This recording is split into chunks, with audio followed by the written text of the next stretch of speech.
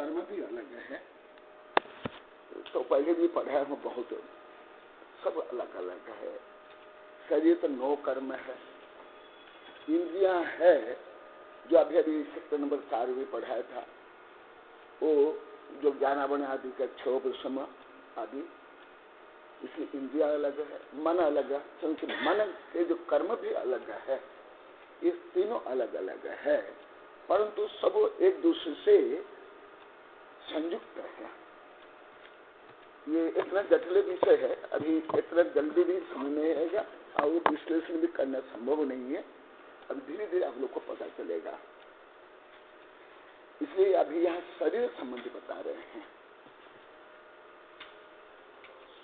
शरीर नाम कर्म से है,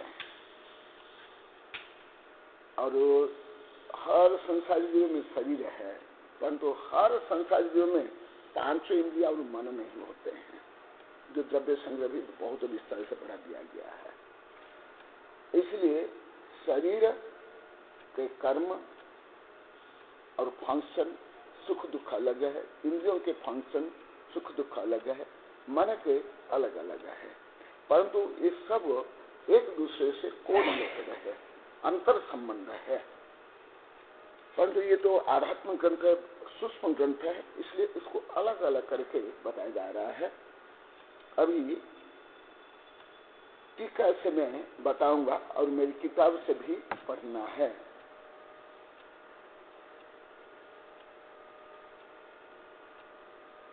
कल सामान्य रूप में गाथा बताया था, सुखम व पूर्णम दुखम केवल नानसी अर्थदेहवदम। अभी शरीर संबंधी सुख एवं दुख केवल ज्ञानी के नहीं है। देहगत जम्मा अतिन्द्रियतम जादम तम बातुम तम नेय। आप लोग बहुत बार बता दिया हूँ, यहाँ ही बता दिया हूँ, परसों भी बताया था। केवल ज्ञान होने पर ज्ञान सुख शरीर अतीत, इंद्रिया अतीत, मन अतीत हो जाता है। वो कैसे है, ये तो बहुत गहन सूक्ष्म अध्ययन करने के बाद पता चलेगा। अभी सामान्य रूप में सूक्ष्म रूप में बता दिया। अथ अतीन्द्रिय पाठ ए देव केवलिना शरीर आधारभूतम भोजनादि सुखम क्षुधादि दुखम च नास्ति विचारयति। कल मैं आप लोग को बताया था, और मेरी किताब में बहुत विस्तार से लिखा हूँ। ये किताब में, इस किताब में और भी विभिन्न किताब में। अभी इस किताब में 215 से लेकर के 238 तक इस विषय में है, और इसमें भी है।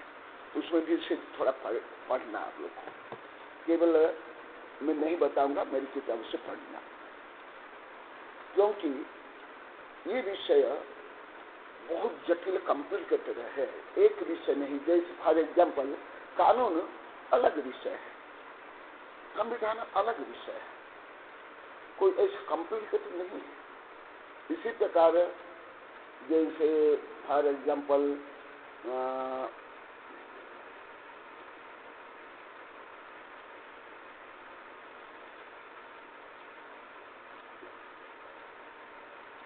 जैसे कपड़ा पहन लेते हैं, टोपी पहन लेते, चश्मा पहन लेते, ये एक स्वतंत्र छोटा छोटा विषय है। परंतु अभी जो बता रहे हैं ये कोई एक विषय नहीं। कल जैसे मैं बताया था, इसे फिजिक्स, केमिस्ट्री, बायोलॉजी से लेकर के एस्ट्रोनॉमी से लेकर जीनोम सिद्धांत, मनोविज्ञान सब है। तो इतना विषय जो पहले अलग अलग पढ़ा हो, इसको वो अलग अलग समझ सकता है। मुझे तो पूरा ज्ञान है, मुझे तो एकदम क्लियर पता चलता है कौन सा विषय कहाँ तक है, कौन सा कहाँ जोड़ा हुआ है। प्राथमिक विद्यार्थी आप लोग के लिए ये धीरे धीरे आएगा। तो इसलिए मान लो कि कोई विषय नहीं है तो ऐसे नहीं कि हतोत्साहित हो जाना, ये होना जरूरी नहीं है, क्योंकि इतना आप लोग का कोई विषय का इतना व्यापक गहन अध्ययन नहीं है। तो ये कर्म सिद्धांत भी जरूरी है हमारा, अन्य जो गुणस्थान भी जरूरी है। यहाँ इस सब को मिलाकर के बताया गया। मैं उसको सामान्य रूप में बता रहा हूं। अथ अतीन्द्रिय पात एव केवलिनः, केवल ज्ञान इंद्रियातीत, मनातीत, शरीरातीत, तीनों अतीत है।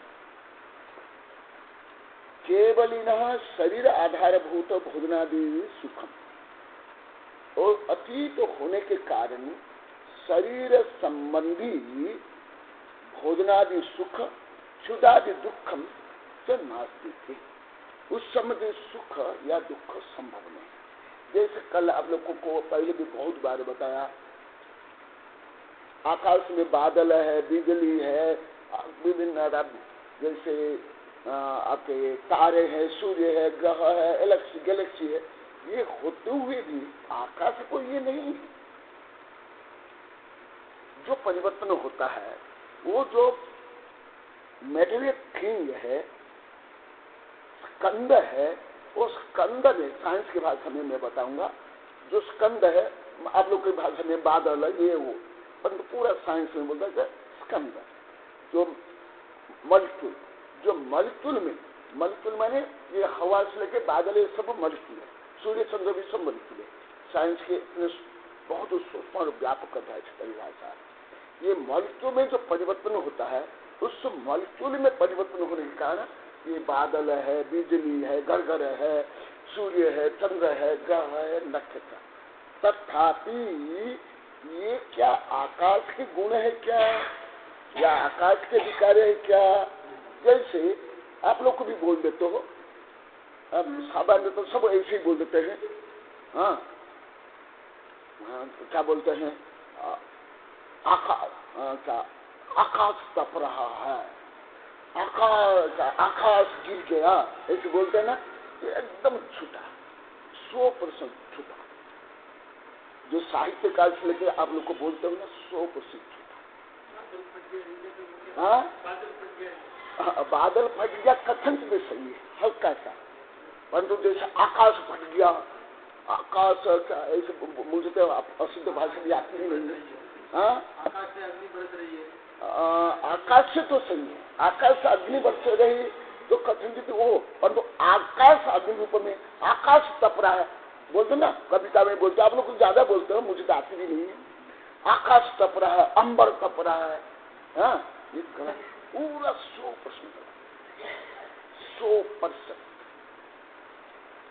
क्योंकि आकाश अमूर्त है, इसलिए आकाश से स्वयं कुछ भी नहीं करता, वो तप भी नहीं सकता, क्योंकि जो तपना या कला या वजन, ये सब किसके गुण है? उज्जवल है। परंतु अधिकांश लोग समझते नहीं, उच्च पढ़े लिखे को नहीं समझते। जो उच्च विज्ञान या उच्च जैन धर्म जानते हैं वो थोड़ा जानते होंगे, नहीं तो जैन साधु संत पंडित भी नहीं जानते। मेरा खुद का पूरा पक्का अनुभव है। हाँ, सामान्य साधु संत की बात छोड़ो, जो उच्च जैन धर्म नहीं पढ़े, हाँ, जिसे करुणान योग और फिजिक्स केमिस्ट्री, वो भी बोल देते, कविता में भी बोल देते, प्रवचन बोल देते। जैसे ये नहीं है, ऐसे ही जो कुछ ये आकाश में परिवर्तन अभी भी जो देख रहे हैं आप लोग को, ये आकाश के आकार प्रकार है क्या? रंग से लेकर जो कुछ है, बिजली से लेकर कुछ, या गर्मी में जैसे लू चलना,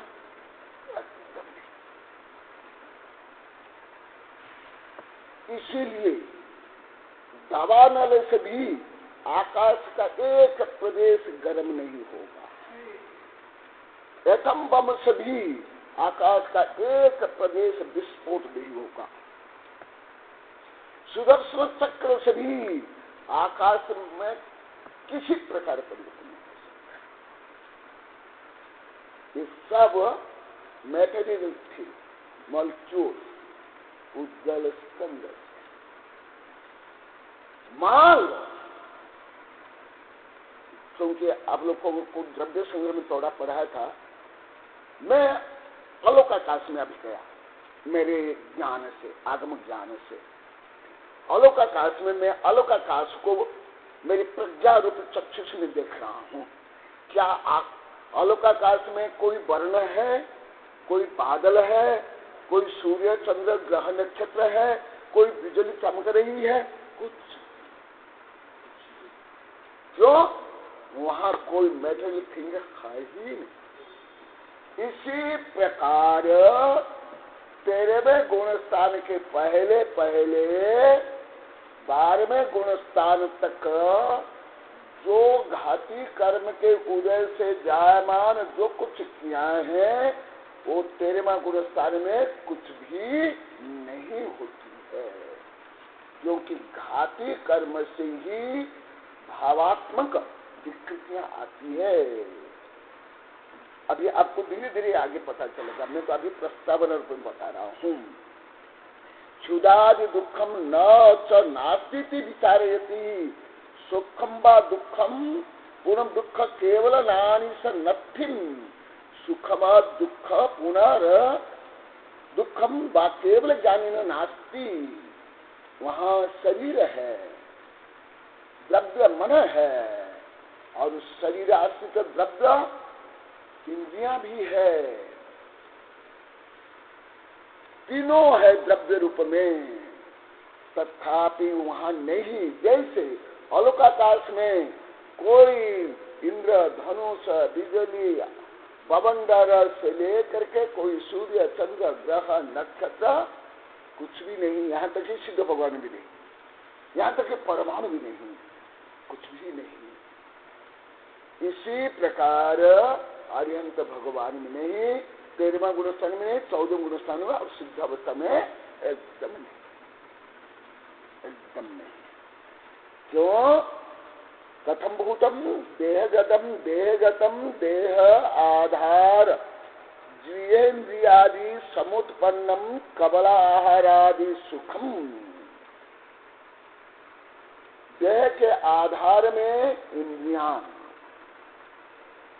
और उसके पीछे जो द्रव्य कर्म भाव कर्म नो कर्म, उसके कारण संसारी जीव आहार करके वो यथा योग्य तृप्ति को प्राप्त करता है, सुख को प्राप्त करता है। ऐसे सुख भी केवल ज्ञान में नहीं है। क्यों नहीं? अभी आगे चलेगा। असाता असातोदय जनित क्षुदादि दुखम वा, या असाता जनित क्षुदादि दुख भी नहीं है, ना साता जनित सुख भी है, ना असाता जनित दुख। ये सुख दुख से परे। हाँ, जो तीर्थंकर भगवान 4 कल्याण युक्त भी ये सब दुख सुख दुख उनको होता है। वो 1000 वर्ष तपस्या करते हैं, उस समय भी सुख दुख होता है उनको।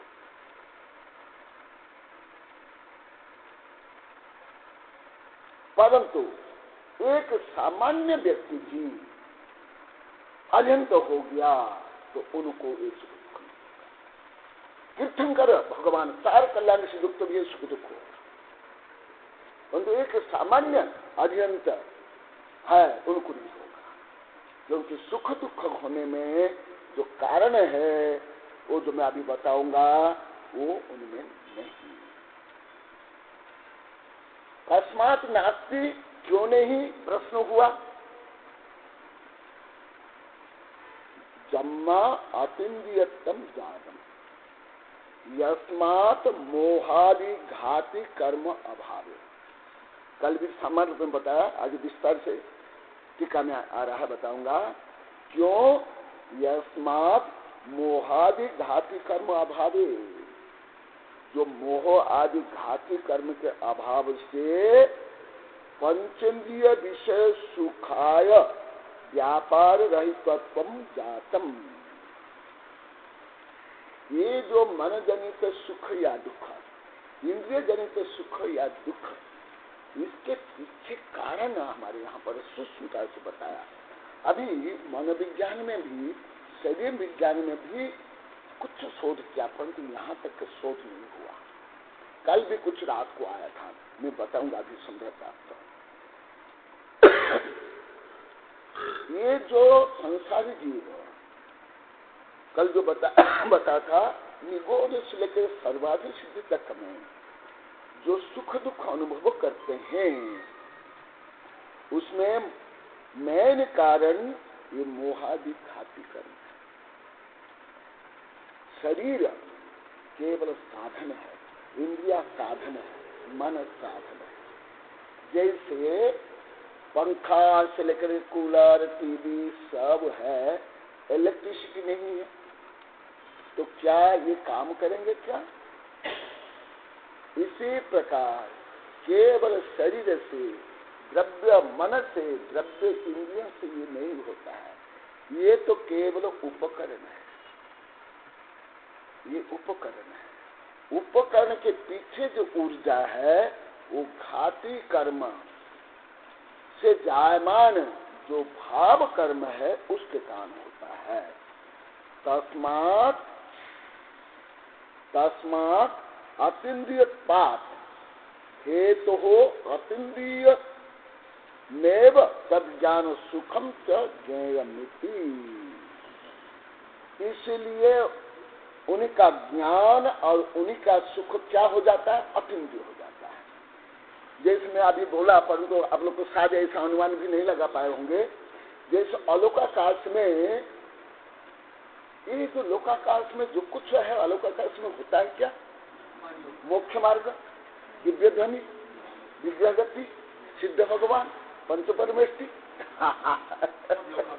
सब लोकाकाश। वहाँ ऐसे नीला बनने में देखा देगा?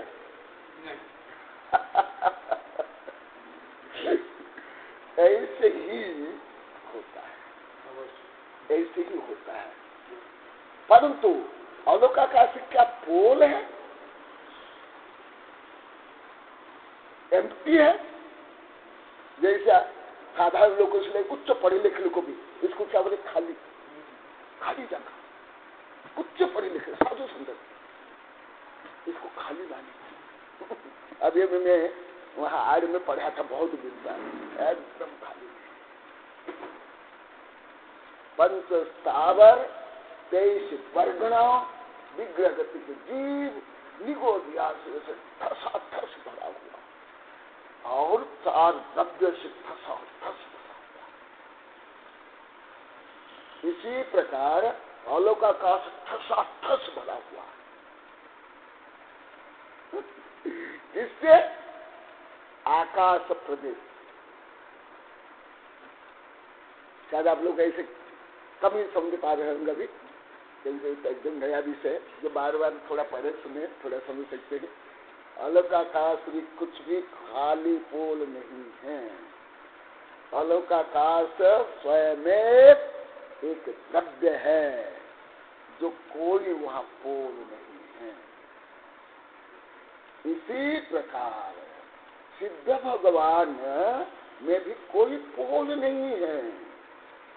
भले उसको गणधर भी सिद्ध भगवान को नहीं देख सकते हैं, सिद्ध भगवान को गणधर भी नहीं देख सकते हैं, नहीं, क्योंकि अभी गणधर के ज्ञान सार ज्ञान है, छाप समय के ज्ञान है, भौतिक ज्ञान है, भौतिक ज्ञान। गणधर भी नहीं जान सकते, हम तो केवल आगम से जानते हैं। तथापि सिद्ध भगवान कैसे है? जैसे अलौकाकाश। इसलिए जो सिद्ध भगवान में सांसारिक जीव संबंधी जो क्रिया प्रतिक्रिया सुख दुख है वो तो नहीं, परंतु जिस प्रकार अलौकाकाश में आकाश के में समस्त अनंत गुण धर्म है, ऐसे सिद्ध भगवान में भी आध्यात्मिक शुद्ध आत्मा के अनंत गुण धर्म एकदम ठस भरे। हमारे शरीर में तो पोल है, अनंत भगवान के शरीर में भी पोल है, परंतु सिद्ध भगवान की जो ज्ञान रूपी शरीर में कहाँ पोल है। इसी प्रकार संसारी जीव में जो सुख दुख है इसमें पोल है, इसमें व्यवधान है, पहला आया अभी आगे आएगा। परंतु अनंत भगवान से सिद्ध भगवान में कोई ऐसे व्यवधान नहीं है।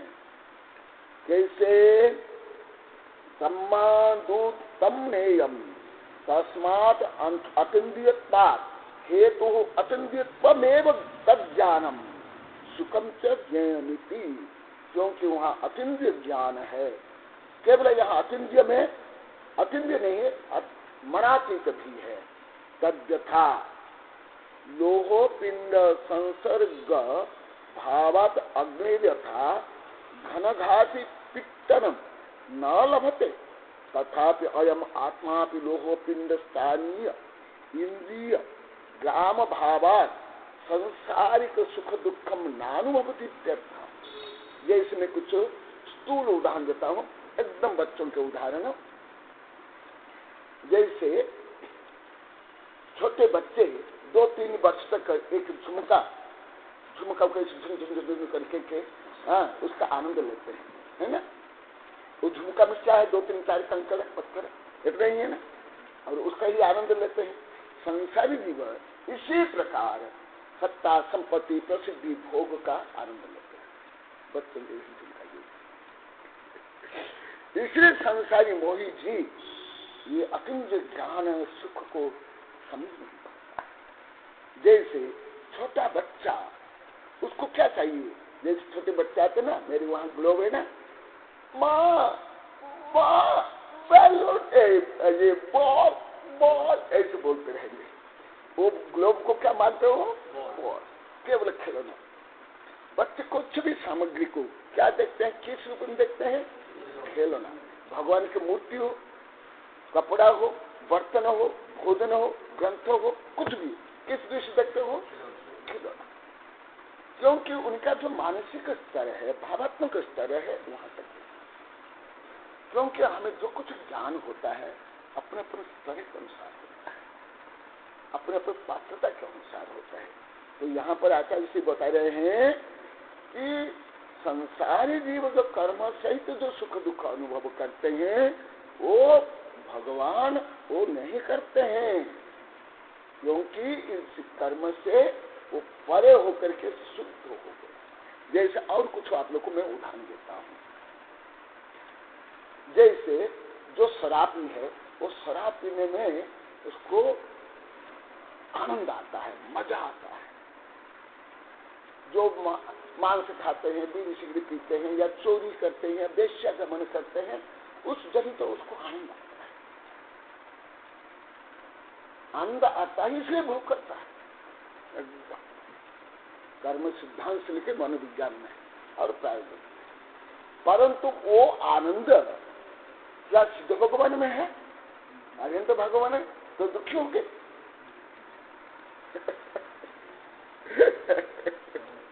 जैसे खुजली आने पर खुजलाते हैं, फिर कुछ खुजलाने पर जब तक खुजली आती है, नहीं खुजलाते तो एक बेचैनी होती है ना, और खुजलाने पर कुछ हल्की सी शांति मिलती है। परंतु खुजलाने के कारण खुजलाना ये आनंद का स्रोत है ना। जिसको खुजली रूपी रोग नहीं है तो दुखी होगा, इसलिए खुजली होना सही है। हो जाता है। जैसे फॉर एग्जाम्पल ये जैसे कोई ताश खेल करके, कोई शोर मचा करके, कोई फैशन करके, कोई व्यसन करके आनंद अनुभव करते हैं, वो हिंसा नंदी मुंसा जो कुछ हो, परंतु वो जो उस भाव से परे हो गए, उस विकृति से परे हो गए, तो क्या वो जो विकृति से जो युक्त है, जो परे हो गए, उसको उनसे ज्यादा आनंद होगा कि कम आनंद होगा? ज्यादा। इसी प्रकार संसारी जीव जो जानते हैं, जो सुख अनुभव करते हैं, उससे परे होने के बाद उनको आत्मस्थ अनंत सुख का अनुभव होता है। कश्चिदाह केवल भुक्तिरस्ति, कोई बोलता है कि केवल को भोजन की आवश्यकता। क्यों? ये स्वाभाविक है, जो मैं अभी बताऊंगा। क्योंकि शरीर है, शरीर में हर समय में लाखों सेल्स मरती है और लाखों सेल उत्पन्न होती है।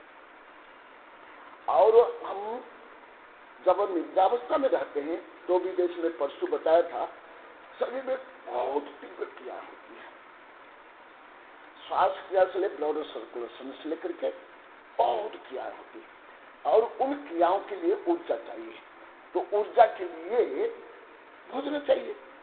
हाँ, फिर भगवान दिव्य ध्वनि के माध्यम से उपदेश करते भी विहार करते हैं।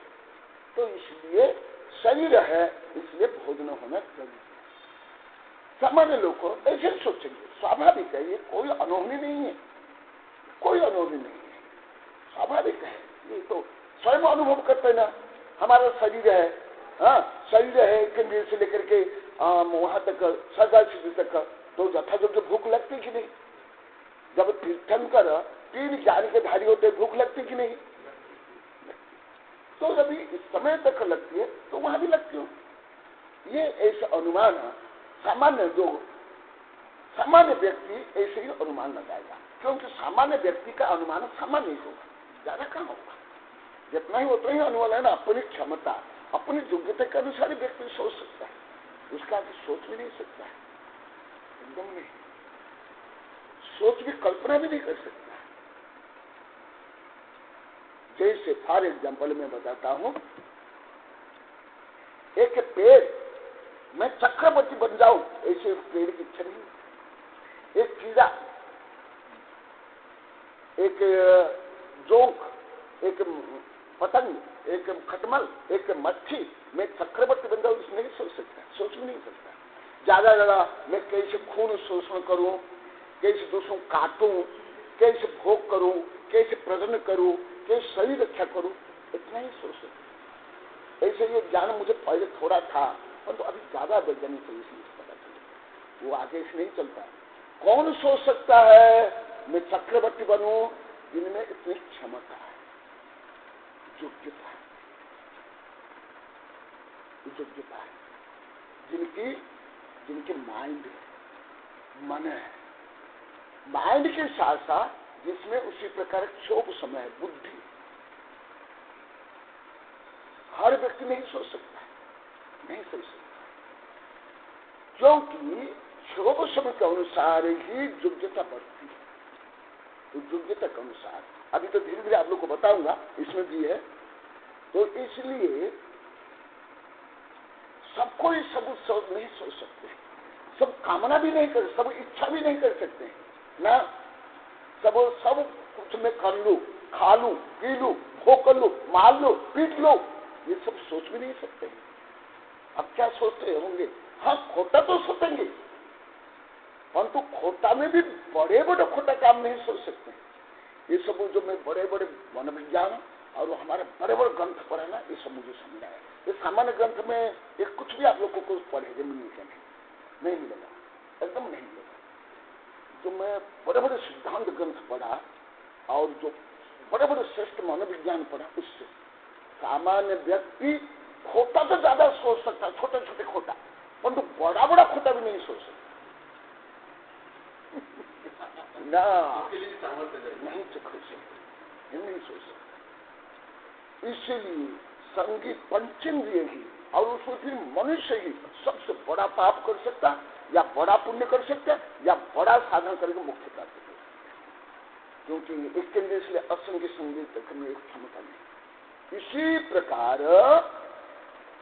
प्रकार लाइक दिस इंद्रिय, मन और शरीर में भी वो अनंत योग्यता नहीं आ सकती,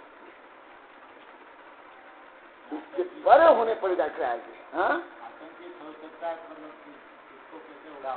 परंतु वो सबका अंदर सब नहीं आ सकते, नहीं संभव नहीं। एक तो मैं पढ़ा भी और मैं अनुभव भी करता हूं, नहीं सब नहीं, सब सोच ना, नहीं, उस सोचने के लिए भी उसी प्रकार आईक्यू चाहिए, बुद्धि लगती चाहिए, क्षोभ समझ चाहिए, वो कल्पना करने के लिए, वो इच्छा करने के लिए, वो डिजायर करने के लिए नहीं कर सकते। अभी धीरे धीरे मैं बताऊंगा, वो सब बताऊंगा।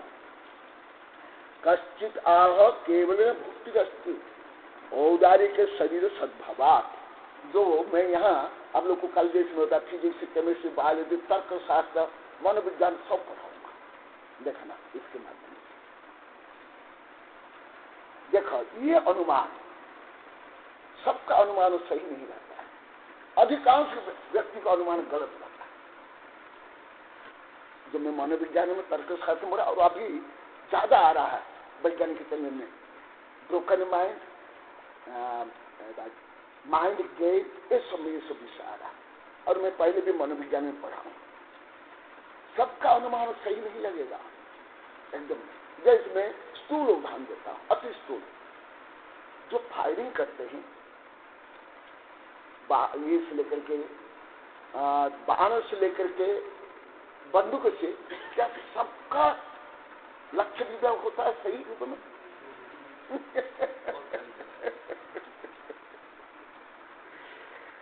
इसलिए सबका अनुमान सही नहीं रहता है। अनुमान अधिकांश का गलत होता है। जैसे मैं आप लोग कुछ स्थूल उदाहरण देता हूं, मेरा इस संबंधी बहुत अनुभव है। आप लोग पेपर में पढ़ते होंगे, टीवी में आता होगा, इस बार वर्षा नहीं होगी या वर्षा होगी या ये होगा वो होगा। अधिकांश ओद पूर्ववाणी फेल होती। मेरे के खुद वैज्ञानिक के पूर्वाभास फेल हुआ, मैं जाता था, खूब भयंकर जाता।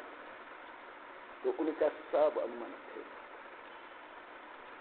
अधिकांश कई ज्योतिषों का, भविष्य वेत्ताओं का भी, सबका अनुमान भी सही नहीं रहता। अधिकांश का अनुमान गलत होता है। जैसे ये शरीर है, इसलिए अनुमान क्या लगा दिया? भोजन करेगा ही, ये गलत अनुमान लगा। जैसे मैं अनुभव किया, मेरे पहले के संघ के साधु से लेकर इन लोग के भी अनुभव, गृहस्थ का अनुभव ज्यादातर गलत निकला। मेरे वैज्ञानिक तरफ से शिष्यों का भी, हमारे पहले के साधु संतों के से लेकर इन लोगों का भी अध्ययन करता, पर मैं बोलता भी नहीं, क्या कर गलत भविष्यवाणी वैज्ञानिक भविष्य। क्यों? अनुमान लगाने के लिए भी जो क्षमता, योग्यता चाहिए। जैसे वर्षा फेंकते हैं, पत्थर फेंकते हैं, क्या लक्ष्य पर वो पत्थर या वर्षा या वो बुलेट या तीर लगता है सबका? भले वो वर्षा या तीर आगे चल जाएगा, आप बोलोगे कि ऊर्जा कम, शक्ति कम फोर्स लगाया, नहीं, फोर्स तो ज्यादा लगाया। वो जो लक्ष्य था, गोल था, वो गोल को पार करके आगे चल गया। इसका मतलब क्या हुआ? वो फोर्स ज्यादा लगाया, तब तो वो आगे गया ना। कुछ समझ में आ रहा? मैं कल बता था, इसलिए मैं बहुत गहन विषय पढ़ाऊंगा, बोल दिया था कल। हाँ एक विषय को विभिन्न विषय में पढ़ाऊंगा। तो इसका मतलब वो फोर्स ज्यादा लगाया ही, इसलिए आगे गया, परंतु लक्ष्य में, इसका मतलब क्या हुआ? लक्ष्य च्युत हो गया। इसी प्रकार जो लोग अधिकांश जो अनुमान लगाते हैं, तर्क करते हैं, कुतर्क करते हैं, अतर्क करते हैं, सही तर्क नहीं देता किसी भी संबंध, अधिकांश संबंध। जैसे फॉर एग्जाम्पल शरीर है, इसलिए शरीर हमारा शरीर है, और जो जिस जीव में संसार का अनंत जीव में शरीर है, और जिस जीव में शरीर है वो भोजन करता है, इसलिए अरिहंत भगवान का भी शरीर है, इसलिए भोजन है। ये बोलते, इसको तर्क का बोलते, लॉजिक, अनुमान। परंतु ये सही नहीं होता है, सबका सही नहीं, कैसे नहीं, अभी धीरे धीरे आप लोगों को पता चलेगा। ये तर्क भाषा है।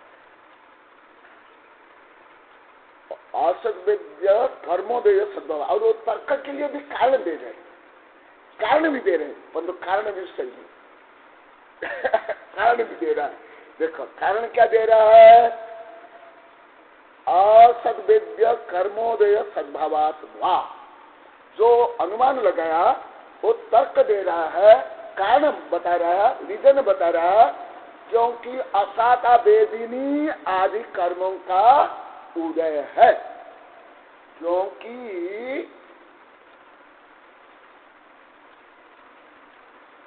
बहुत केवली के असाता वेदी कर्म का उदय रहता है। ये अभी आप लोग को इतना पता नहीं चलेगा, ये तो बड़े बड़े कर्म सिद्धांत पढ़ने पड़े होगा और सादा बेदनी कर्म का उदय। मैं बोला था भी सेक्टर नंबर 4 में भी, परंतु पढ़ाया नहीं आप लोगों को, सादा आप लोग को भी पढ़े नहीं होंगे। 13वें गुण स्थान में भी सादा बेदनी कर्म का उदय रहता है। और यहाँ ही मैं बता दिया था 148 प्रकृति में पाप प्रक्रिया कितनी है, पुण्य प्रक्रिया कितनी है? तो पाप ज्यादा के पुण्य तो इसलिए 13वें गुण स्थान में भी असाता वेदनी कर्म का उदय है। देखो वो भी तर्क दिया परंतु तर्क यहाँ काम नहीं कर रहा। इसलिए अधिकांश व्यक्ति के अनुमान भी गलत निकलते हैं और अधिकांश व्यक्ति के तर्क भी सही नहीं होते। अभी रात को ज्यादा आता है ये माइंड के, उस पर ये बहुत दिखाया जाता है। मैं पहले भी पढ़ा हूँ परंतु अभी बहुत ज्यादा इसे दिखा रहे हैं, बहुत ऐसे विषय, और मैं अभी धीरे धीरे वो भी बताऊंगा, क्योंकि तर्क शास्त्र में ये आध्यात्मिक शास्त्र है, इसलिए तर्क आप लोग कम बता रहा हूँ। और मैं प्रायोगिक रूप में अनुभव किया अधिकांश लोग के तर्क भी गलत करते, अधिकांश तर्क सही नहीं बोलते। तो किसके लिए किसे लगा देंगे, कहाँ की ये कि कहाँ की रोड़ा भानुमती में कुल जैसे यहाँ अभी उसका खंडन होगा, आगे मैं बताऊंगा। अभी ये तर्क भी, उनका अनुमान भी गलत है। अस्मात् आदिवत परिहार माह तद भगवतः शरीर औदारिक न भवति किंतु परमौदारिकम। जैसे यहाँ से अंतर पड़ गया। जैसे ये विषय तो बहुत गहन में कल ही बता दिया, तो 2, 3, 4, 5 दिन भी चल सकते थे। इसमें नहीं पढ़ाता हूँ, जो स्कूल कॉलेज में पढ़ाती है, अन्य साधु संत पढ़ाते हैं, इसमें नहीं पढ़ाता हूँ कोई विषय। अभी देखा यहाँ आप लोगों को कुछ गहन विषय हल्का सा बताता हूँ।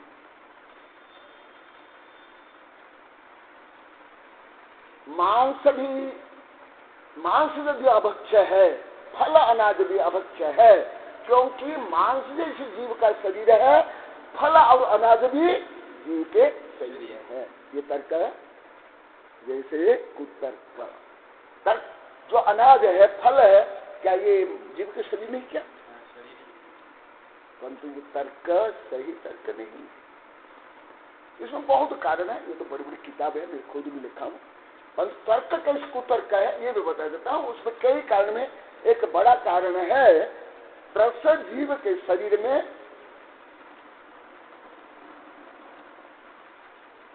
क्या होता है, रस के बाद रूधिर से लेकर के मेदा जो सप्त धातु, और स्थावर में सप्त धातु नहीं। और बहुत बड़े बड़े कारण है।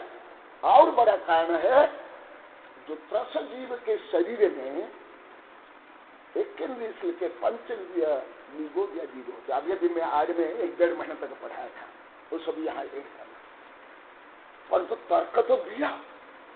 फल भी तो पेड़ का शरीर है, अनाज भी पेड़ का शरीर है, तो मांस में इसमें क्या अंतर है? परंतु तर्क कैसे है?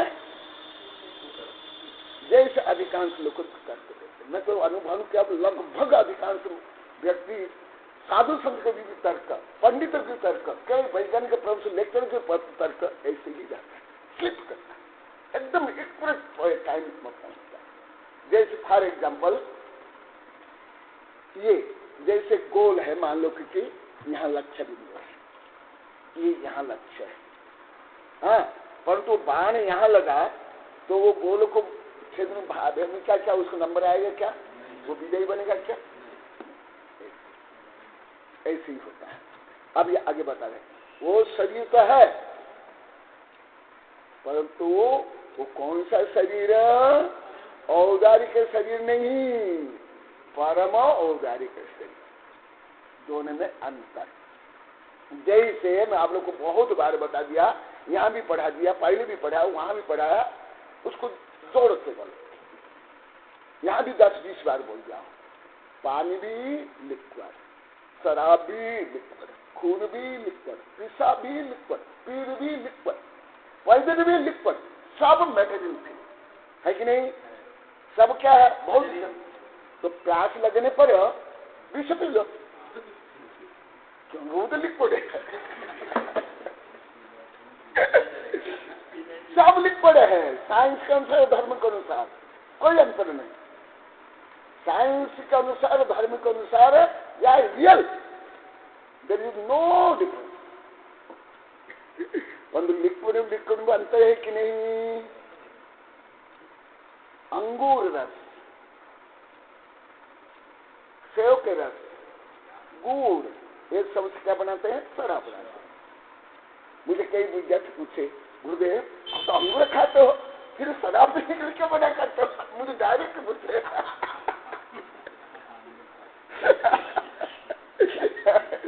एकदम सही है। परंतु तर्क कैसे स्लिप कर जाए? कुत्ता सही तर्क नहीं हो पाएगा, सही तर्क नहीं कर पाते। सही तर्क करने के लिए इतनी प्रज्ञा चाहिए, तत्पर ज्ञान चाहिए। तो ये कितना हुआ? अंतर पड़ गया कि नहीं? अंतर पड़ गया। इसी प्रकार और मैं एक आधे उदाहरण देता हूँ, आगे बताऊंगा, इसमें बताऊंगा और मेरी किताब से पढ़ना। इससे आप लोग को हर विधा का ज्ञान होगा। मैं कल बताना, फिजिक्स केमिस्ट्री बायोलॉजी लिख रहे हो, 10, 20, 30, 40, 50 विषय का ज्ञान हो जाएगा। देख लेना, केवल इसकी टीका में, जो आप लोग के जीवन में कभी सुने भी नहीं, पढ़े भी नहीं, सोच भी नहीं, वो ज्ञान हो जाएगा।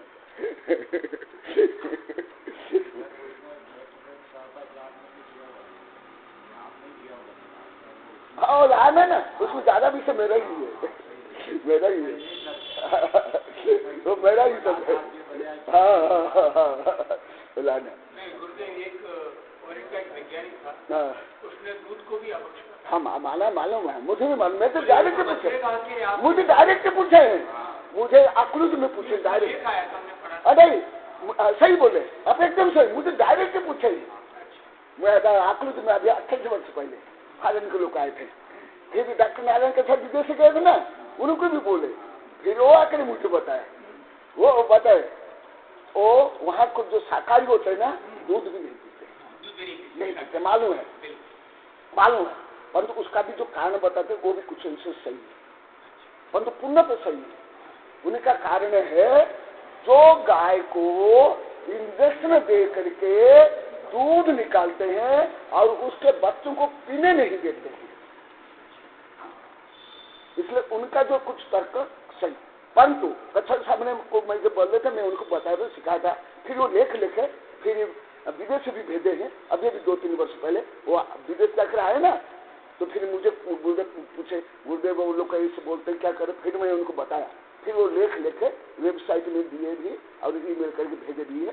तो मैं उनको थोड़ा सा तर्क दिया था, अभी हल्का से दे देता हूँ। ये रियल शरीर के ही अवयव है, ये तो एकदम निश्चित, कोई दोष नहीं। परंतु यहाँ केमिकल जो चेंज होता है, जो सप्त धातु में पहले रस के बाद रुधिर, मेद, मज्जा आदि परिणमन होता है। ये जो आगे जा करके जो परिणमन होता है, उसमें ये वायरस से बैक्टीरिया सब उत्पन्न होते हैं और उसमें जो खून आदि के गुण आते हैं। एक दूसरा, दूध में अभी सेक्टर आर्ट में 1-1.5 महीना पढ़ाया था, गुदावसा भी आए थे, कल भी बता रहे थे, उन लोग को पढ़ा, इन लोग को भी पढ़े हैं, इसमें भी दिया हूं। दूध में इंद्रिय से लेकर के असंख्य पंचेंद्रिय जीव, लब्ध पर्याप्त जीव नहीं होते। पानी में तो होते हैं, अन्य में तो होते, उसमें नहीं होता। जब तक दूध धारस है अंतर्मुक्त तक उसमें कोई जीव नहीं होता। और एक कारण, जो बच्चा पीने के बाद जो बच जाता है, यदि थन में रखेंगे वो थन भी खराब हो जाएगा, फट जाएगा, सड़ जाएगा। इसलिए जो इंजेक्शन नहीं दिया जाता है, जो बच्चों को पिलाने के बाद जो बचा हुआ दूध लेते हैं, वो कोई दोष नहीं, किसी भी दृष्टि से, अहिंसा की दृष्टि से, बच्चे की दृष्टि से, गाय की दृष्टि से, किसी भी दृष्टि से। परंतु क्रूरतापूर्वक इंजेक्शन दे करके बच्चों को बिना दूध दिलाए वो तो निकालते हैं, वो तो दोष है, दोष है, एकदम दोष है। तो अभी देखो, अभी दूध और खून, इनका ग्रंथ, आपका ग्रंथ ले लेना, आशीर्वाद में अभी वो पूरा हो गया है। आज कुछ दिन पहले अभी प्रवचन सारे पढ़ा रहा हूँ, तो आपके ग्रंथ याद करके दे देना। ले आप लोग बताइए तो वहाँ नाम लिखा हुआ, नहीं तो भूल जाएंगे। ओ हाँ, वो अलमारी में इसमें लिखा हुआ। हाँ देखो देखो, बहुत कहीं ना देखो, दूध, खून, पेशाब से लेकर के शराब विषय सब लिख पड़े, बहुत वस्तु है ना। तथापि सब में गुण धर्म, पर्यागत गुण धर्म अलग अलग है कि नहीं। आगम में दो प्रकार शक्ति बताई गई है, एक पर्यागत शक्ति, एक द्रव्यगत शक्ति। द्रव्यगत शक्ति जो शाश्वत का हर द्रव्य में होता है, परंतु पर्यागत उस निश्चित पर्या में ही वो शक्ति प्रकट हो। जैसे फार एकदम सभ्य शुद्ध सिद्ध नया, ये इस दृष्टि से निगोदिया भी अभव्य भी परम शुद्ध निश्चय से सिद्ध ही है। परंतु पर्या दृष्टि से कभी अभव्य सिद्ध हो जाएगा? द्रव्य दृष्टि से शक्ति है, पर्यागत में नहीं। तो इसी प्रकार औदारिक शरीर होने पर भी वहां पर्या में चेंज हो। कैसे चेंज हो गया? कुछ उदाहरण जो पहले ही दिया उसको फिर ही रिपीट कर रहा हूं। जैसे दूध से लेकर के मक्खन कुछ समय के बाद, कुछ कम अवधि में सब अशुद्ध हो जाते हैं। उसमें एक इंद्रिय से लेकर असंज्ञ पंचेंद्रिय जीव तक उत्पन्न हो जाता है। अभी मैं आड़ में पढ़ा हूं। परंतु घी बनने के बाद वो जो शुद्ध घी क्या एक दो घंटा, एक दो दिन में अशुद्ध हो जाता है? महीनों, वर्ष, एक वर्ष तो मर्यादा है। देखो ये सब गोरों से है कि नहीं? दूध से लेकर के घी तक सब क्या है? गोरों से है। तथापि उसमें हल्का सा पर्या परिवर्तन होने के बाद उसमें गुणधर्म में परिवर्तन हुआ कि नहीं? फिर दूसरा उदाहरण जो अभी भी मैं उदाहरण दिया था, अंगूर से ये सब क्या बनाता है? शराब बनाते हैं, है कि नहीं? तो अंगूर सेव में ऐसे अल्कोहल नहीं होता है? नहीं, ऐसे जो शराब में जो अल्कोहल है ऐसे होता है क्या? नहीं होता है। हाँ, डिफॉर्मेशन करने का उसमें तो ईस्ट बनता है। ईस्ट बनकर उसमें केमिकल चेंज होता है। केमिकल चेंज होने उसमें अनंत जीव उत्पन्न होते हैं, फिर उसमें ये होता है। परंतु वही देखो रस, वही रस के एक अवस्था है ना शराब, तथापि दोनों में अंतर है कि नहीं? इसी प्रकार अरिहंत भगवान का जो शरीर है सामान्य औदारिक शरीर नहीं है, परम औदारिक शरीर। परम औदारिक शरीर होने के कारण उनको भूख नहीं लगती। ये धबला जयधला में कहा, आप यहाँ रख लो।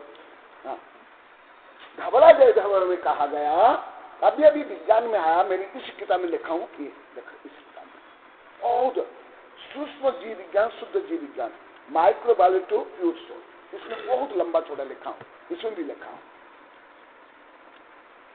अरिहंत भगवान जो सामान्य अरिहंत नहीं, जो तीर्थंकर जिनके 3 नहीं 4 कल्याण के भी हो गए, उन्हीं के शरीर में भी निगोदिया जीव रहते हैं। और कितने रहते हैं? करोड़ों अरबों खरबों नहीं, अनंत अनंत। और इस किताब में आप लोग पढ़ लो, जितने वैज्ञानिक अनुसार हमारे सेल जितने हैं शरीर में, सेल से उसमें 10 गुना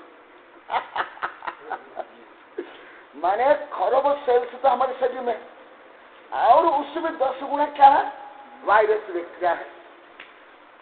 परंतु क्या होता है, ये वायरस बैक्टीरिया होता है। आप लोग को कुछ साइंस भी बताऊं, क्योंकि कल मैंने प्रतिज्ञा कि मैं साइंस भी बताऊं, फिजिक्स, केमिस्ट्री, बायोलॉजी, तो मैं नहीं बताऊंगा तो मैं दोषी हो जाऊंगा, प्रतिज्ञा भंग हो जाऊंगा, प्रतिज्ञा हो जाऊंगा। कल आप लोग बता रहे था, इसमें भी फिजिक्स, केमिस्ट्री, बायोलॉजी सब बताऊंगा, तो भी बता रहा हूँ। देखो आप लोग को कुछ मेडिकल साइंस भी बता रहा हूँ, और ये जो सूक्ष्म जीव विज्ञान हमारे वैज्ञानिक गोदावरी का साल का जो विषय है ना, वो बता रहा हूँ। और वर्तमान जो उच्च विज्ञान में केवल ये सूक्ष्म जीवों का ही रिसर्च हो रहा है, या ब्रह्मांड का 2 का ज्यादा रिसर्च हो रहा है हमारे देश में, विदेश में। वो सूक्ष्म जीव का जो हड्डी में, मांस में, पीर में, रोगी के जो रोग के, अब ये भी आए ना एक नया एक वायरस है, उसको अभी शोध करें, हाँ अरबों रुपए खर्च करें इतना। तो ये जो रोग होता है, रोग से लेकर कोई चीज सड़ती है, एनीथिंग जो सड़ती है, शरीर सड़े, फल सड़े, कुछ भी सड़ते है, उसमें कारण क्या है? ये बैक्टीरिया वायरस। परंतु जैसे मक्खन अंतर्भूत में क्या हो जाता है, क्यों अभक्ष्य होता है? उसमें जल्दी शीघ्रता से, अब ये भी आज में पढ़ा था, यही स्वामी का ट्रेन में जल्दी उसमें केमिकल चेंज होता है।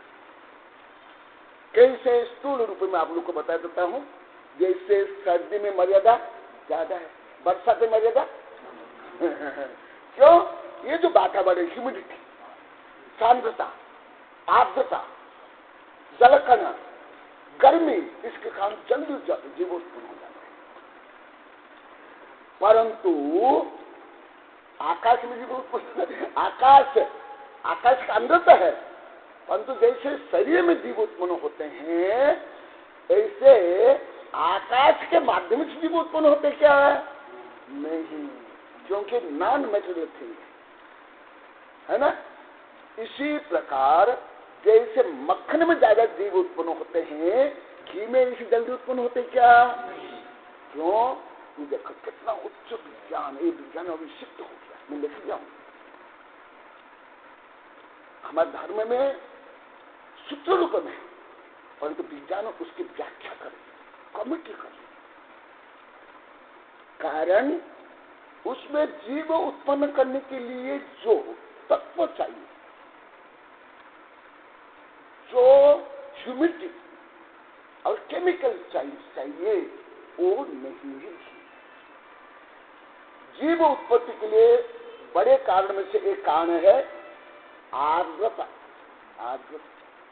दूसरा कारण है हीट, तापमान। तीसरा कारण है उद्गत। ये तीनों होने के बाद विग्रहगति साधे जीव उत्पन्न होते हैं। परंतु हमारे शरीर से लेकर के तीर्थंकर भगवान जो 4 कल्याण से धारी, उन्हीं के शरीर में भी अनंतांत निगुदिया जीव होते हैं। धबला में आया, जब श्रेणी आरोहण करते, ये सब निगुदिया जी सभी निकल जाते हैं या मर जाते हैं, और 13वां गुणस्था में निगोद से रहित हो जाता है। और इस शरीर क्या होता है? जिस शरीर में सप्त धातु, तद्भव मोक्षगामी तीर्थंकर भगवान को भी सप्त धातु होती है, इसलिए बच्चा पैदा होता है, नहीं तो पैदा हो नहीं सकता। खून भी है, हड्डी भी है, मांस भी है, सप्त धातु। ये मेरी एक किताब है, क्रांति के अद्भुत में तीर्थंकर ऊपर, मुजफ्फरनगर में छपी थी पहली बार। जो प्रोफेसर प्रभात आए थे ना, उन्हीं की तरफ से 200, उसमें मैं सब डिटेल लिखा हूँ कि ये तीर्थंकर के बारे में चल रहा है ना। अभी तो ये केवल 3-4 रुपए जो तो एक पूरी किताब है, वो किताब का भी सभी मैं बता रहा हूँ। 4 ज्ञान के धारी, 64 विधि संपन्न और तीर्थंकर प्रकृति सहित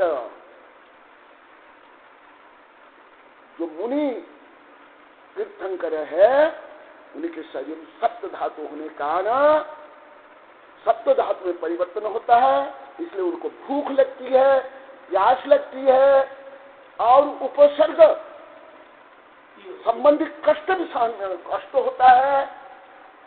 और उसमें जो औजारिक शरीर में जो परिवर्तन होता है, इतना तो नहीं होता है, परंतु वो भी होता है।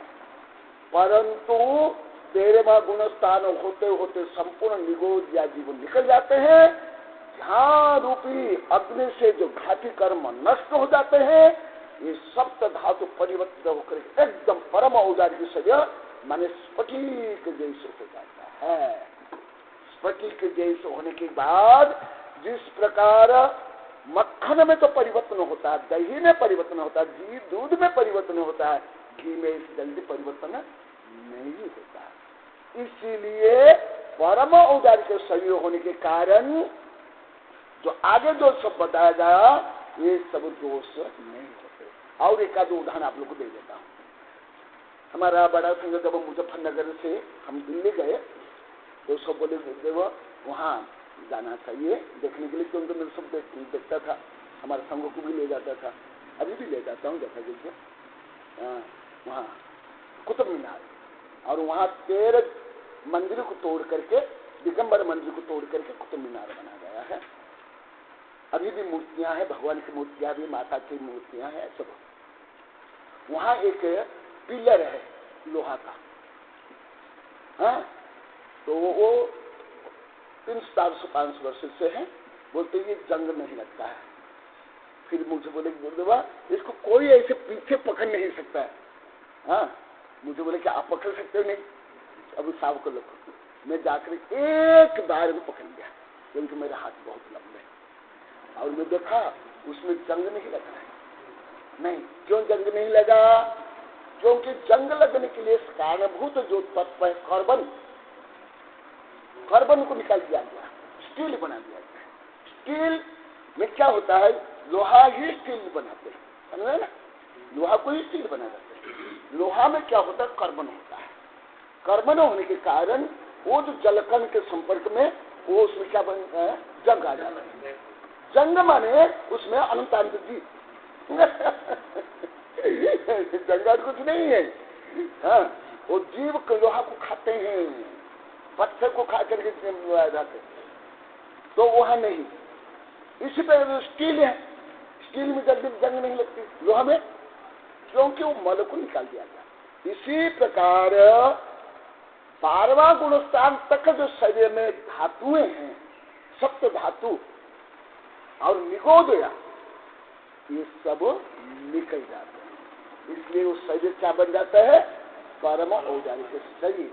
जैसे साइंस के अनुसार जिसको आप लोग को बहुमूल्य मानते हो, हीरा, तो क्या है जानते हो? कार्बन, पत्थर कोयला। ये कोयला है ना, जलाते हैं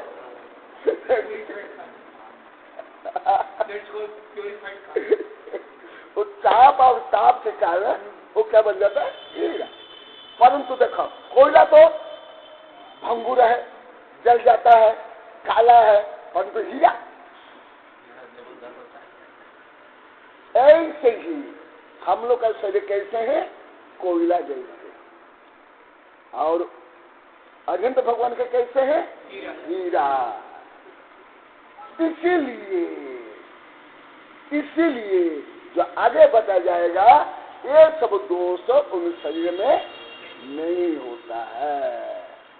जो अभी जो बताया जाएगा सामान्य, अभी मेरी किताब से आप लोग को पढ़ लेना। जो आगे देखा, शुद्ध स्फटिक संकाशम तेज मूर्तिमयम बपु जायते क्षीण दोषस्यम सप्त धातु विभज्जितम। पढ़ा?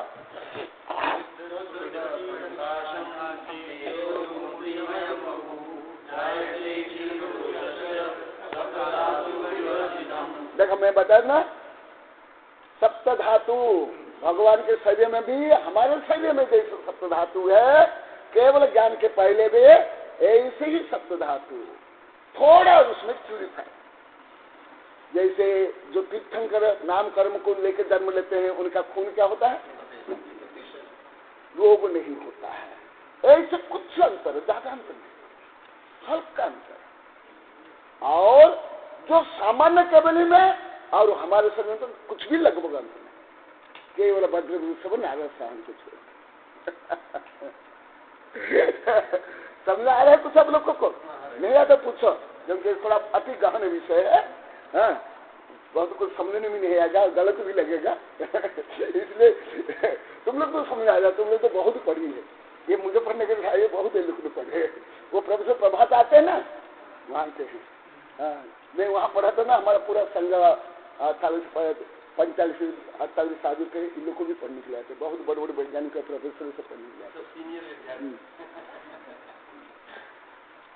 तो ये देखा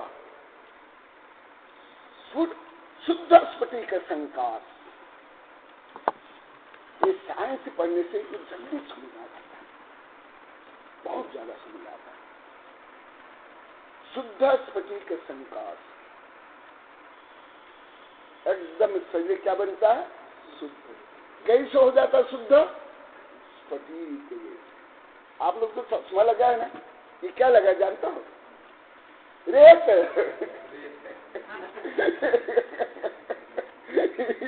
ये सब क्या है?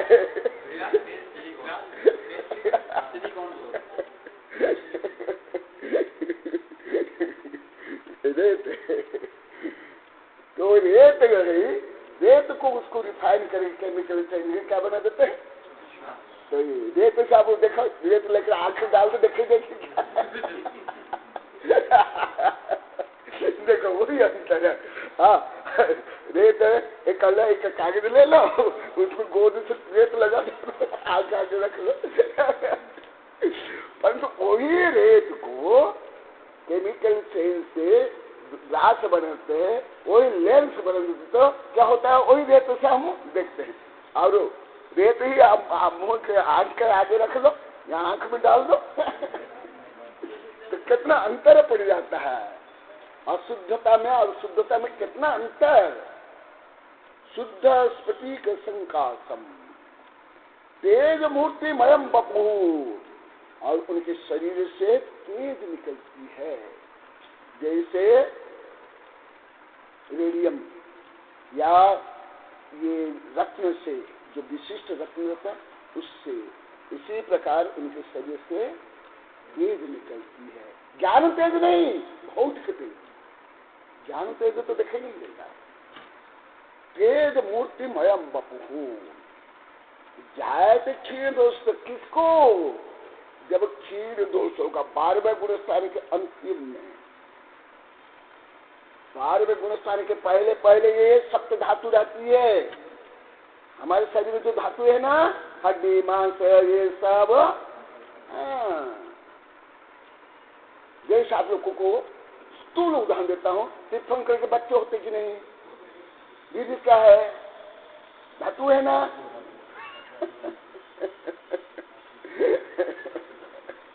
सब तो धातु है ना, वो केवल अवस्था में नहीं होती है। वहां सब जैसे कोयला, हीरा, मक्खन, घी, रेत, ग्लास, ऐसे कन्वर्ट हो जाता, चेंज होता है। इसको साइंस में क्या बोलते हैं? Chemical change, physical change and chemical change. Physical change तो स्थूल चेंज होता है। साइंस में दो प्रकार है चेंज, एक फिजिकल भौतिक चेंज जो अति स्थूल चेंज हो, केमिकल चेंज जो सूक्ष्म चेंज, जिस चेंज को पुनः परिवर्तन करें उस अवस्था में हम नहीं ला सकते। जैसे आप लोग को अति स्थूल उदाहरण देता हूं। हाँ,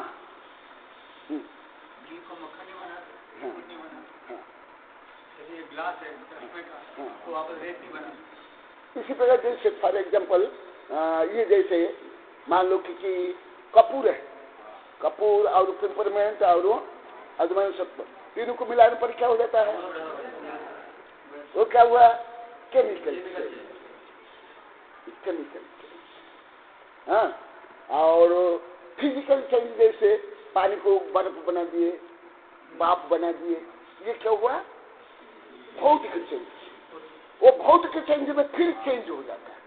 जैसे बर्फ लिक्विड हो जाता कि नहीं, पानी हो जाता कि नहीं, पानी स्टीम हो जाता कि नहीं, स्टीम पानी हो जाता कि नहीं, ये क्या हुआ? Physical change. परंतु यहां जो चेंज हुआ ये रासायनिक चेंज, यहां रासायनिक चेंज, जो सूक्ष्म चेंज होती है वो है रासायनिक चेंज। तो ये जो हुआ सप्त धातु भी क्या बन गई? स्फटिक के जैसे।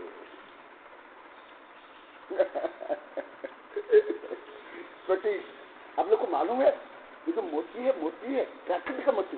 केमिकल तो मोती तो केमिकल से ही बनाते हैं, आप तो जानते हो। केमिकल, जो प्राकृतिक मोती है ना, वो किससे बनता है? कौन कहाँ बनता है? सीप से कैसे बनता है, बता सकते हैं आप लोग को? मैं अभी 1 मिनट बैठता हूँ, देखा आप लोग का भी परीक्षा करता हूँ, जितना आप लोग को ये जाने। हमें ये पता है स्वाति नक्षत्र का जो जल है उसमें प्रवेश करता है वो मोती बनता है। ये सांप के मुंह में कितना भी जेल बनता है ऐसा। हाँ सही है।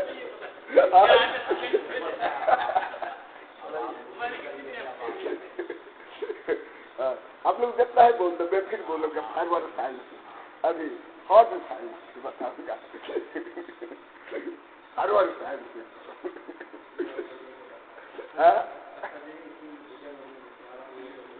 वो तो आप लोग सुने हैं, सुने हैं, सुने हैं। उसमें भी थोड़ा सत्य हो सकता है, हल्का सत्य हो सकता है।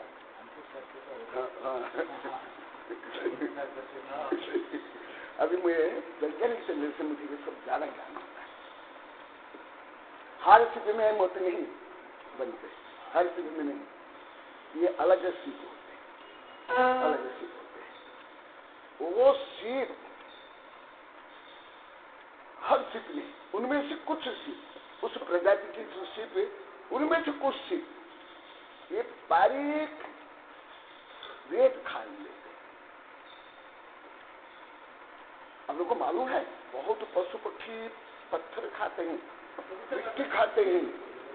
हाँ, जो हाथी है ना, किलो किलो मिट्टी खाता है, वो स्पेशली मिट्टी, नहीं तो उसका डाइजेस्ट नहीं होता है। हाँ, उसको तत्व चाहिए। हाँ, तो और कुछ पत्थर खाते हैं, तो कुछ और समुद्र के अंदर कई जीव होते हैं जो मिट्टी खाते हैं, पत्थर खाते हैं, कंकड़ खाते हैं और पचा लेते हैं। जैसे एनाकोंडा, अजगर, मगरमच्छ, ये हड्डी तो को पचा लेते हैं, हड्डी को पचा लेते हैं, समझे ना? तो ऐसे ही कई जीव है जो कंकड़ खाते हैं, बारीक पत्ते खाते हैं, कुछ मिट्टी खाते हैं। तो वो एक प्रजाति सीप, वो बारीक छोटे छोटे जो समुद्र के ना, वो भोजन के माध्यम से या ऐसे खा लेते हैं। खाने के बाद वो उसके शरीर के अंदर जाता है। जाने के बाद आप लोग को एक उदाहरण देता हूँ, आपके पैर में कोई कुछ लग गया, हाँ, तो वहाँ क्या है कि थोड़ा धीरे धीरे धीरे गांठ पर लग जाता है, गांठ जैसे हो जाता है कि नहीं होता है, होता है ना? तो वो क्या, वो शरीर की रक्षा के लिए वहाँ एक रासायनिक स्राव होता है उसके शरीर में, जिससे वो उसके कारण, उस रेत के कारण उसको क्षति नहीं पहुंचे। तो वो क्या, उसके ऊपर कवर हो जाता है। जैसे फॉर एग्जाम्पल ये जो क्या नाम बोलते, रेशम क्या है जानते हो? रेशम क्या जानते हो?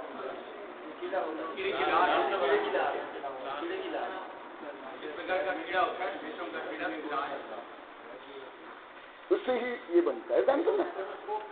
हाँ हाँ, 300-400 मीटर एक कीड़ा बना लेता है, इतना धागा 300-400 मीटर। मैं देखा भी हूँ वहाँ कर्नाटक महाराष्ट्र में। हाँ देखे होंगे। हाँ, तो वो कोई ये नहीं है, वो तो लाड़। ऐसे क्या होता है, वो रासायनिक साब होता है, जिससे वो रेत के कारण उसके शरीर को क्षति नहीं पहुंचे, परंतु वो रासायन उसके ऊपर ऐसे कवर होते होते होते होते क्या बन जाता है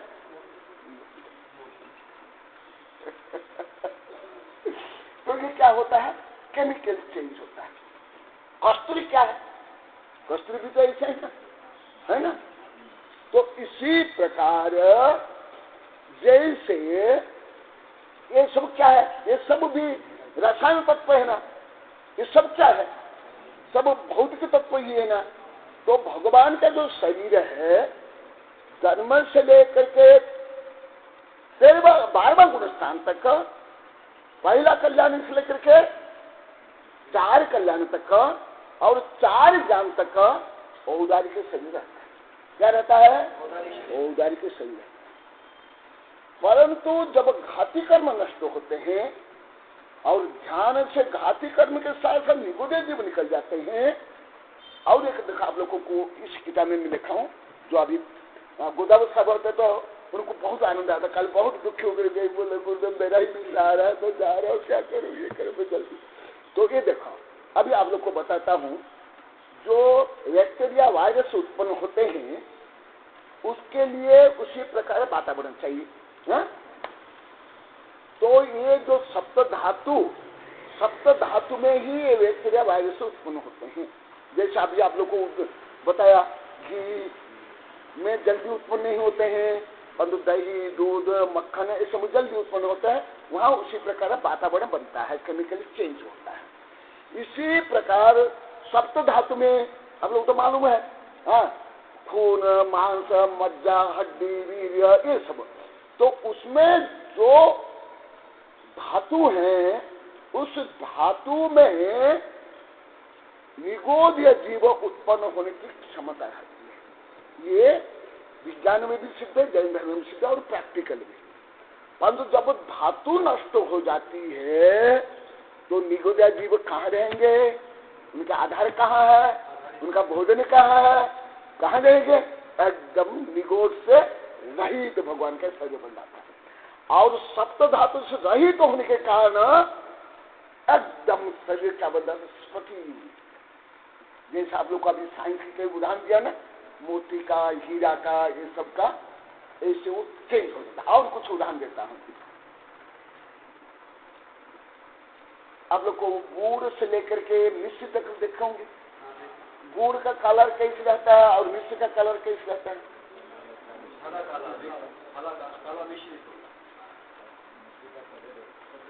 और गुड़ का काला काला भी और किसका भी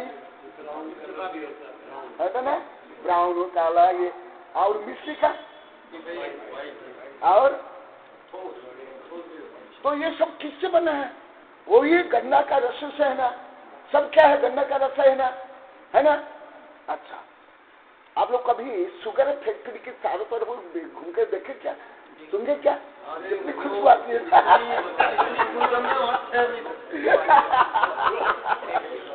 निकलती है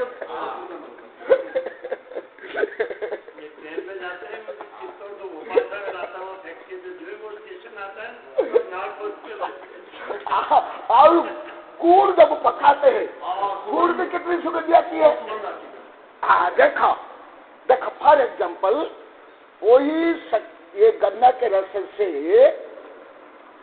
गुड़ से लेकर के मिश्री तक बनता है, और उसका जो मल निकलता है बाहर निकाल देते हैं, कितनी बदबू आती है। और उससे क्या बनता है? शराब बनाते हैं, है ना। और वही जब मिश्री बन जाता है तो 12वें गुण स्थान तक, फॉर एग्जाम्पल हमारा शरीर गन्ना का रस या गुड़ बराबर ना। आगे चेंज होते होते, केमिकल चेंज होते होते होते कहा क्षीण दोष 12वां गुण स्थान के अंतिम वो क्या वजह था? सप्त धातु विवर्जित सुधा स्फटिक संकाशम। सप्त धातु क्यों? जो गन्ना के रस में जो अन्य जो तत्व है उसको विभिन्न प्रक्रिया से फॉस्फोरस डाल करके, पहले क्या डाल रहे? भिंडी के रस है ना, भिंडी के रस से अभी फॉस्फोरस डाल करके और ताप से, गर्मी से, हाँ, वो सब मल को निकाल देते हैं। मल को निकालने के बाद वो जो पहले गन्ना का रस कैसे कलर का रहता है आप लोग देखे हैं, हाँ? फिर गुड़ कैसे कलर का रहता है, चीनी कैसे कलर का रहता है, फिर शक्कर, और शक्कर पारदर्शी है कि गुड़ पारदर्शी है? हाँ, ऐसे यहाँ भी होता है।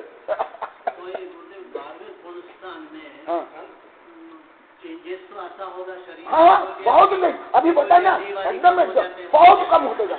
अभी जैसे प्रक्रिया होती है ना, जैसे मैं अभी बताना आप लोग तो देखे होंगे फैक्ट्री में, देखे क्या, पहले गन्ना को डालते हैं, फिर पुछता है, फिर रस जाता है, फिर बड़े बड़े ये में गर्म करते हैं, फिर कई जगह में गर्म करते हैं, फिर आगे जाता है, वो थोड़ा ठोस बनता है रबड़ के जैसे, हाँ, फिर गुड़ के आकार में बनता है, फिर उसके बाद थोड़ा भुरभुरा बनता है, फिर चीनी, हाँ, उससे चीनी बनाते, फिर आगे प्रोसेस करके उसको मिश्री बनाते। इसी प्रकार धीरे धीरे जैसे ही प्रोसेस होता है, जितना समय मल निकल जाता है तो उतना समय उसमें क्या होता है, अशुद्धता निकलने का है ना, वो सफेद होता जाता है, फिर ठोस होता जाता है, एकदम एकदम एकदम एकदम कम होता जाएगा। अब धातु भी, सप्त धातु भी, निगोदिया भी और सप्त धातु भी,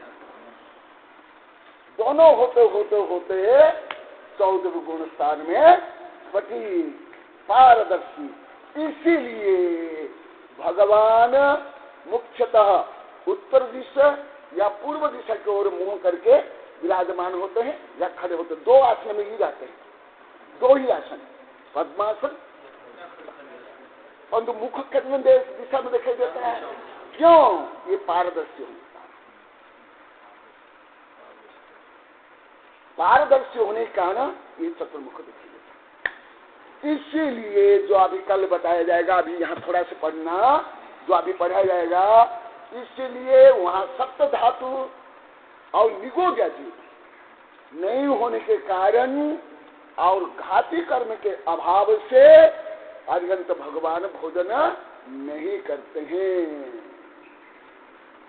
भोजन करने के जो कारण है वो नहीं है। हाँ, गन्ने के रस से गुड़ और चीनी बनती है, उस प्रक्रिया में टेक टाइम, चाहे आधा घंटा, जो भी लगे, लेकिन जब बाद में गुणस्थान तक ये शरीर होता ही रहता है, लेकिन 13वें जैसे परम होता है उसमें टाइम लगता 5 अक्षर तक ही गुरुदेव बोलते नहीं, वो तो 14वां, वो 14वां वाला, वो आई रिलीज है ना, वो 14वां के लिए, कोई समय नहीं लगता, वो तो समय लगता है, परंतु जो आप जो बता रहे हो 14वां के लिए, वो 14वां ना, आहार नथ्य निहार, उसका कारण है, अभी कल बताऊंगा, तो भी आपके जिक्र से बता देता हूँ, अभी थोड़ा बता देता हूँ। जैसे फॉर एग्जाम्पल, ये गीली घास, उसको जला और हार्ड को कोयला जो जला दिया जाता है उसको जला, तो क्या होगा, जो गीली घास है, गीली लकड़ी है, उससे ज्यादा धुआं निकलेगा, और जो हार्ड को कोयला जिसको जला दिया जाता है एक बार, उसमें कोई नहीं लगता, क्योंकि उसमें कार्बन है, साइंस के अनुसार कार्बन, माने आपकी भाषा में धुआं, हाँ, वो धुआं उससे निकलता है, परंतु हार्ड कॉपी में क्या आता है, उसको जला कर, इसमें तो उसमें कार्बन पहले ही कम रहता है, फिर जला कर निकाल देते हैं, फिर उसमें धुआं नहीं निकलता है। इसी प्रकार वहां होता है। अभी साइंस में मैं एक दिन बताया था, हम लोग जो भोजन करते हैं उसके 3-4% ही हम पचा पाते हैं, और घड़ियाल है 70-75% पचा लेता है। इसलिए घड़ियाल एक बार खाने के बाद 3-4-5-6-7 महीना तक नहीं खाता। इसी प्रकार भोग में हमसे बड़ा शरीर तो भी कितना कम खाते हैं, जो इसमें कई कारण में कल बताऊंगा, ये कल आएगा थोड़ा, ये पढ़ाने के बाद ये क्या होता है साइंस के अनुसार। जैसे इतनी यूरिया यदि उसको बम बनाते हैं ना, 1000 टन कोयला जलाने पर जो ऊर्जा उत्पन्न होती है, इतनी यूरिया से उतनी ऊर्जा उत्पन्न, समझ रहे हैं ना? हाँ? जैसे आपके यहाँ जो बिजली आती है ना, कोटा से आती है, तो वहाँ 2-3 प्रकार के बिजली है। एक मेरा शिष्य है, अभी भी आया था, वो भी परमाणु बिजली घर में है। मैं अभी उनको पूछ रहा था, आप लोग के सामने कुछ पूछ रहा था इस संबंध में। तो जो जिससे एटम बम बनाते ना, उसी प्रक्रिया से ये बिजली बनाया जाता है, परंतु उसको इस रूप में चेंज किया जाता है इलेक्ट्रिसिटी रूप में। तो जैसे वहां ही कोटा में 3 प्रकार की बिजली बनती है, एक पानी से, वो भी मैं देखा हूं, एक कोयला से और एक एटॉमिक। तो कोयला से बनता मैं देखा हूं क्योंकि मेरा छात्रावास हुआ है, तो वहां बहुत निकलता है, बहुत निकलता है और गर्मी में। और जो पानी बिजली है, अब देखा होंगे ऊपर से पानी गिरता है, टर्मिनल घूमता है, फिर वहां से बिजली निकले, वहां कोई धुआं निकलता है क्या? देखा आप लोग घूमता हाँ, फिर जो बिजली एटॉमिक बिजली है वो क्या करते हैं, उसको फ्यूजन करते हैं, हाँ, तो उससे एटॉमिक उन्हें एनर्जी लगती है। तो जो हम भोजन करते हैं, हमारा शरीर उसको पूरा पचा नहीं पाता है, इसलिए हम जो भोजन करते हैं उसका लगभग 95% मल द्वारा, पेशाब द्वारा, थूक द्वारा, पेशाब द्वारा, पचन द्वारा निकल जाता है। परंतु भोग भूमि के और जो सलाका पुरुष वो जो भोजन करते हैं, उनका शरीर पूरा उस भोजन को ऊर्जा रूप में कन्वर्ट कर लेता है। हाँ, तो मतलब तो रहता ही नहीं, फिर निकले कहा। जैसे फॉर एग्जाम्पल, जिसको पेचिस रोग हो जाता है, कितना बार जाता है सोच, जितना वो खाया होगा पिया होगा उससे भी ज्यादा निकलता है। क्यों? वो खाया पिया तो वो पचता नहीं, फिर उसके साथ शरीर के जो तत्व भी सब गल करके निकलता है। ऐसे तो हम जितना अधिक पचा पाएंगे, कम भोजन में भी हमें वो ऊर्जा मिलती है। तो हमारा शरीर, हमारा स्टोमक ऐसे नहीं बना, हम उसको पूरा पचा सकते हैं, परंतु जो सलाका पुरुष है उनका शरीर, उनका डाइजेस्ट सिस्टम ऐसे है, पूरा पचा लेते हैं, इसलिए वो मल विसर्जन करते हैं। मल बनते नहीं, विसर्जन कैसे करेंगे? कैसे होता है? पढ़ा कहाँ गया? हाँ पढ़ा, यहाँ से पढ़ा। यही विषय को इसमें बहुत लंबा चौड़ा दिया हूँ। अभी जो आगे आएगा ना, जो ये जो आहार, वो आहार जो एक काल में बता था, अलग अलग आहार, एक केंद्रीय से सब आहार करते हैं, उसको इसमें बहुत विस्तार से लिखा गया है। वनस्पति कायिक जीवों की उत्पत्ति, स्थिति, समृद्धि एवं आहार। तीर्थंकर देव के शासन निर्गंध प्रवचन में आहार परिक्रिया नामक एक अध्ययन है, जिसका अर्थ भाव यह है, इस समग्र लोक में पूर्व आदि दिशाओं तथा ऊर्ध्व आदि दिशाओं में सर्वत्र 4 प्रकार के बीजकाय वाले जीव होते हैं।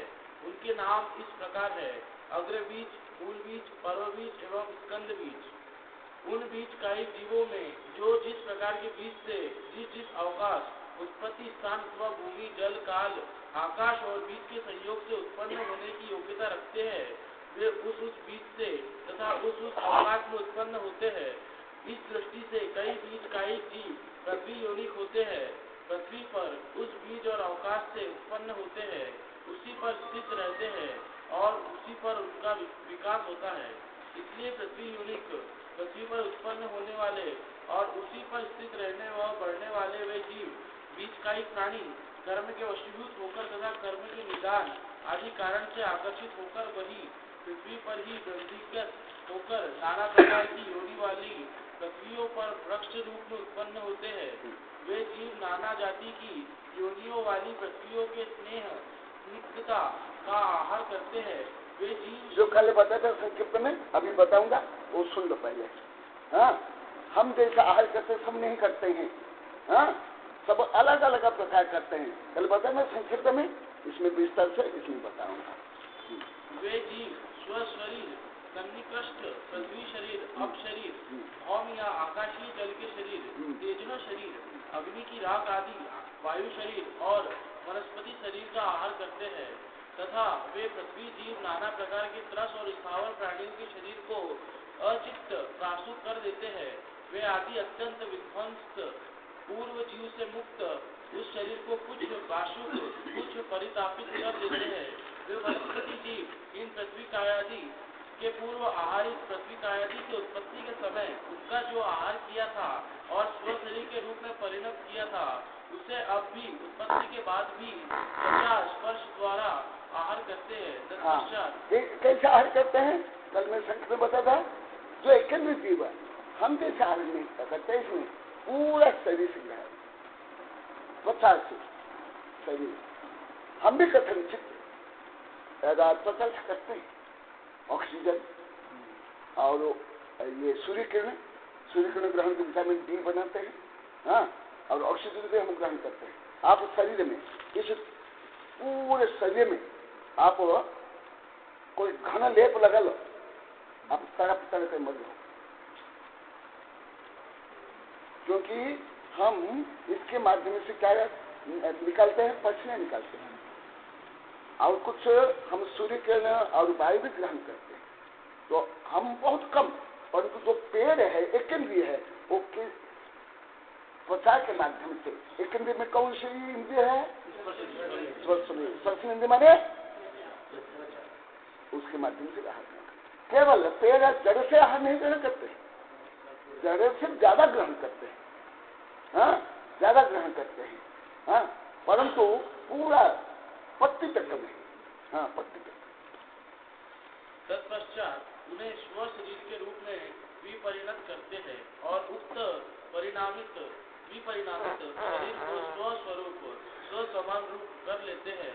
इस प्रकार वे सर्व दिशाओं से करते हैं। तो जैसे पेड़ है, वो अपने DNA में कर्म विज्ञान के अनुसार या हमारा कर्म और हमारा शरीर के अनुसार, जैसे अभी अभी आप लोग कुछ समय बताया था, एक भी पेड़ भी जीव है, उसके फल और ये है, परंतु त्रस्य जीव में वो रुधिर आदि रूप में परिणम होगा भोजन, परंतु स्थावर जीव में रुधिर माने खून आदि रूप में परिणम नहीं होगा। उन पृथ्वी योनि के वृक्षों के दूसरे मूल, शाखा, प्रशाखा, पत्र, पुष्प, फलादि के रूप में बने हुए शरीर में अनेक वर्ण, अनेक गंध, नाना रस, नाना स्पर्श के तथा नाना संस्थानों से संस्थित एवं नाना प्रकार की शारीरिक उद्गलों, रस, वीर्य आदि से विकुर्वित होकर बनते हैं। वे जीव कर्मों के उदय, एकेंद्रीय जाति, स्थावर नाम, वनस्पति योग्य, आयुष्य आदि कर्मों के उदय के अनुसार स्थावर योनि में उत्पन्न होते हैं। वनस्पति काय का दूसरा वेद, कई सत्व वनस्पति काय जीव वृक्ष में ही उत्पन्न होते हैं, अतएव वे वृक्ष योनि को होते हैं। वृक्ष में स्थित रहकर वही वृद्धि को प्राप्त होते हैं। पूर्वोक्त प्रकार से वृक्ष योनि वृक्ष में उत्पन्न, उसी में स्थिति और वृद्धि को प्राप्त करने वाले कर्मों के उदय के कारण वे वनस्पति काय के अंगभूत जीव कर्म से आकृष्ट होकर पृथ्वी योनि वृक्षों में वृक्ष रूप में उत्पन्न होते हैं। वे जीव उन पृथ्वी योनि वृक्षों से उन्हें स्नेह स्निग्धता का आहार करते हैं तथा वे जीव पृथ्वी, जल, अग्नि, वायु और वनस्पति के शरीर का आहार करते हैं। वे नाना प्रकार के त्रस और स्थावर प्राणियों के शरीर को अचित प्रासुक कर डालते हैं।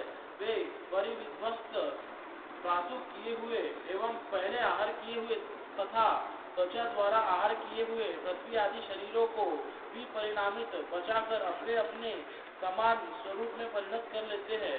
वे ऐसे हमने एक पढ़ा किताब में, ऐसे अफ्रीका में ऐसे पेड़ भी होते हैं जो मनुष्य को अंदर कवर करके उसको खत्म करते हैं। हाँ, बताऊंगा। मैं पहले भी पढ़ा, मेरे पास कई किताब भी है, पर कुछ से ज्यादा मैं अभी वैज्ञानिक फिल्म में देख रहा हूँ। ये जो जल और ये वायु से, हाँ, बता देता हूँ, वो भी बता देता हूँ, वो भी बताऊंगा। मेरे पास किताब भी है और कई किताब भी है, और उससे ज्यादा तो मैं वैज्ञानिक फिल्म में डायरेक्ट देख रहा हूँ। ये देखे नहीं हमने, हाँ, मैं डायरेक्ट देखा अभी। हाँ, सुना, हाँ, वो पतंग, कीट से लेकर के छोटे छोटे जीव जंतु भी खा लेते हैं, परंतु मनुष्य को या बड़े प्राणी को नहीं खा पाते।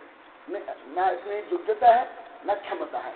और उसमें कई प्रकार है, तो मुझे प्रकरण भी है और मुझे बताना भी है, परंतु आप पूछे इसे मैं बता देता हूँ। वो कैसे उसको करते हैं, उसका साइंस का भी कारण है। वो जो पेड़ है, ज्यादा करके जो रेगिस्तान है, जहाँ उपजाऊ जमीन नहीं है, वो जहाँ उत्पन्न होते हैं, तो उनके लिए जो प्रोटीन चाहिए, जो तत्व चाहिए, वो नहीं मिलता। साइंस के अनुसार मैं बता रहा हूँ, धर्म के अनुसार भी बता दूंगा, दोनों बता दूंगा। वो फिर वो कैसे प्राप्त करते हैं?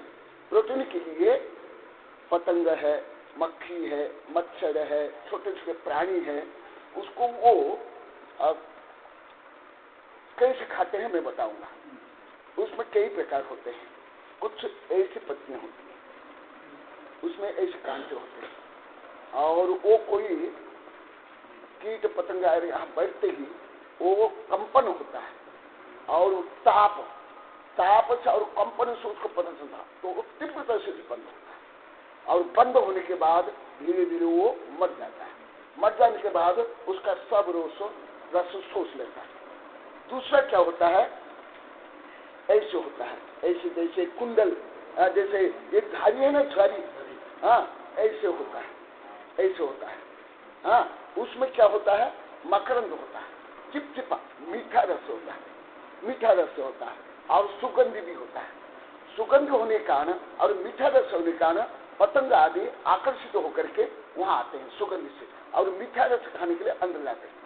वो बैठते ही वो टच के कारण, स्पर्श इंद्रिय है ना, स्पर्श इंद्रिय है, उस स्पर्श इंद्रिय के कारण उसको पता चल जाता है।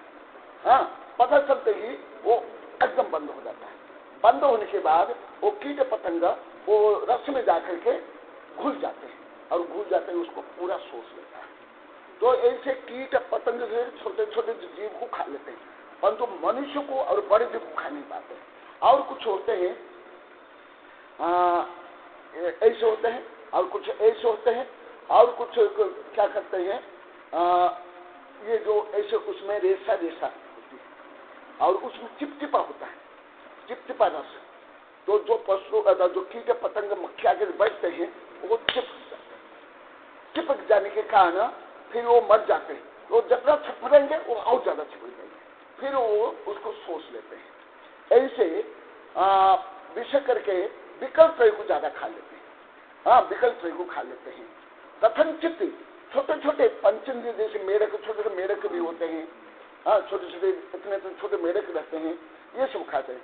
परंतु उनका आकार जो ऐसे जो मांसभक्षी जो पौधे होते हैं, वो बुश आकार के ज्यादा होते हैं, नॉट ट्री, बिग ट्री।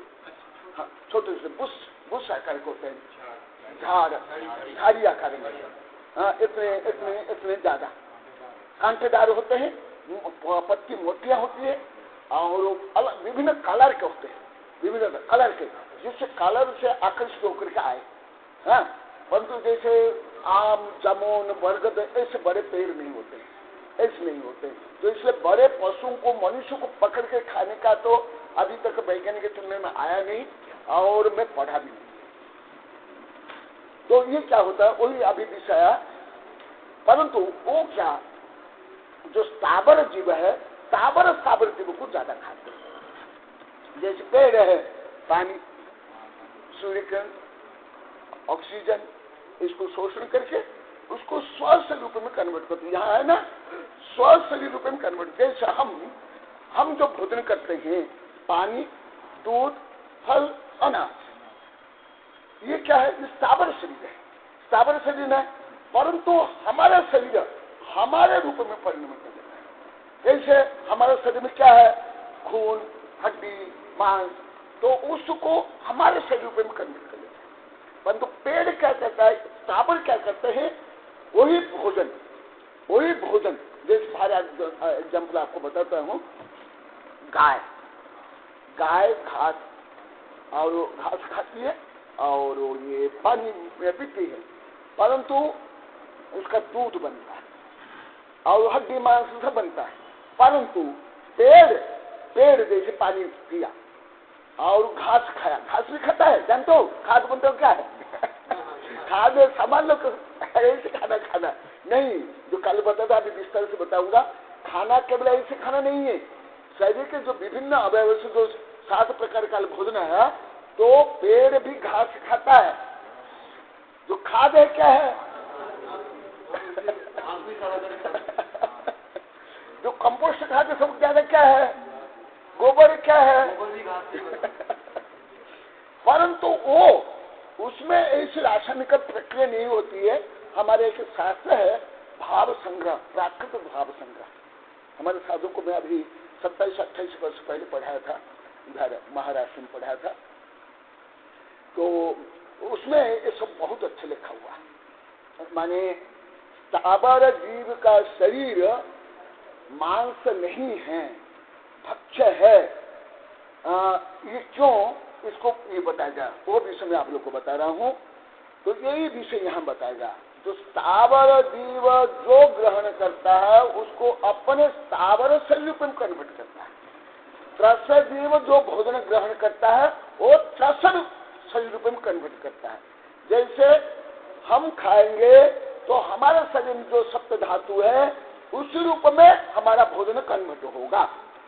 और एक इंद्र खाएंगे तो धातु रूप में नहीं होगा। यही मांस में और सावृद्धि में अंतर है, मेन अंतर है। यहाँ समझ आ रहा है आप लोगों को? यही अंतर है। कोई जैसे कुत्ते कहते ना कि गाय भी तो ये पानी पीती है और घास खाती है, तो वही इसी प्रकार पेड़ भी है, तो दोनों में एक नहीं। यहाँ यही केमिकल चेंज हो जाता है, यही परिवर्तन हो जाता है। वो अपने शरीर रूप में कन्वर्ट करते हैं, प्रसिद्धि बना अपने शरीर रूप में कन्वर्ट कर लेते हैं। विसर्जन भी करते ना, कार्बन डाइऑक्साइड क्या है, फिर जो गोंद निकलता है वो क्या है। और यहाँ तक कि अभी वैज्ञानिक ने सिद्ध कर लिया, विषाक्त तत्व भी विसर्जन करते हैं। करेंगे, स्वाभाविक है। हाँ एकदम। जो गोंदा है ना, गोंदा क्या है? हाँ ये पैराग्राफ टाइम हो गया, कल पढ़ाऊंगा। वे सर्व दिशाओं से आहार लेते हैं। हाँ देखा, वो कहाँ लेते हैं? सर्व दिशाओं से। उन वृक्ष यौगिक वृक्षों के नाना वर्ण, गंध, रस और स्पर्श वाले अनेक प्रकार की संस्थानों, अवय रचनाओं से युक्त दूसरे शरीर भी होते हैं। जो अनेक प्रकार के शारीरिक, शरीरगत, रस, वीर्य आदि कुतूहलों से भी पूर्वित विरचित होते हैं। वे जीव कर्म के उदय के अनुरूप ही प्रतियोगी वृक्षों में उत्पन्न। हाँ दूसरा एक और एक थोड़ा फंडामेंटल अंतर बता देता हूँ। प्रसिद्ध जीवन में स्थावर जीवन में क्या अंतर है? उसमें फिर स्थावर में पृथ्वी काय, ये वनस्पति काय, वनस्पति कायक में अभी तो और बहुत विस्तार से कल बताऊंगा। वनस्पति कायक में विभिन्न अंगोपांग होंगे और त्रस में निश्चित अंगोपांग होंगे। जैसे पेड़ में लाखों करोड़ों अंगोपांग होंगे, होते कि नहीं? पत्तियां क्या है, शाखा प्रशाखा क्या है, फल फूल क्या है, और विभिन्न अंगोपांग है। परंतु जैसे हमारा निश्चित अंगोपांग, रस में निश्चित अंगोपांग हो गए। जिस जैसे हमारे निश्चित गाय में, बैल में, भैंस में निश्चित, परंतु पेड़ में ऐसी निश्चित नहीं है। क्या ये दोनों में भी अंतर पड़ जाता है। हो गया? हाँ फिर कल बताऊंगा। बोधि समाधि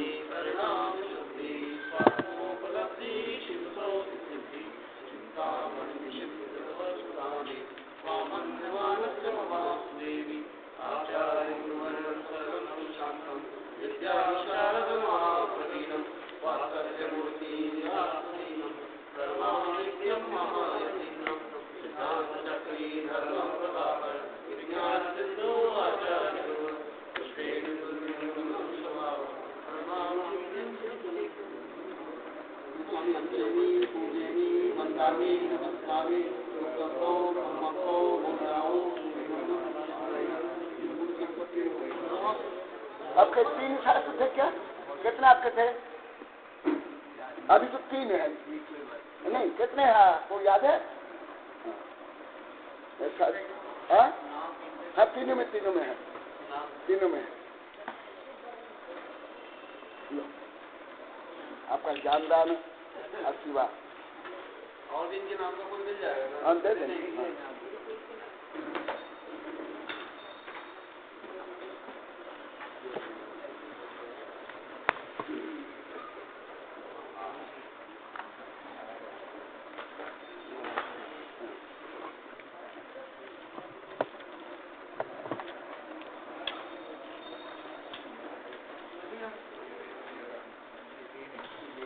ये सुक्के का बुलाना है।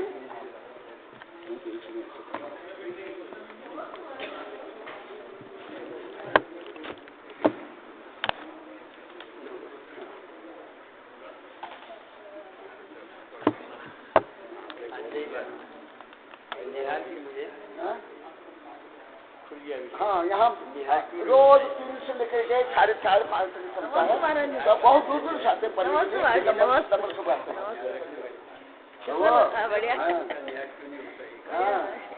अभी सब गहन विषय लागू। हाँ, बहुत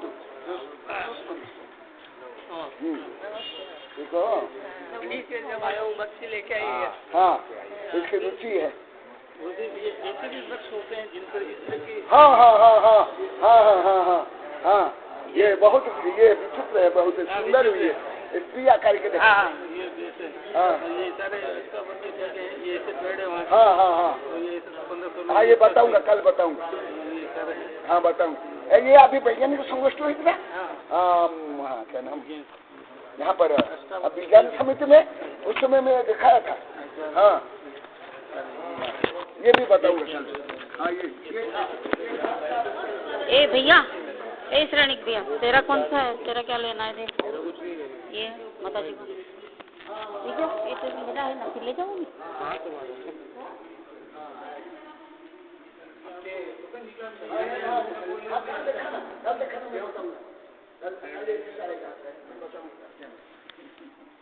आप हर बार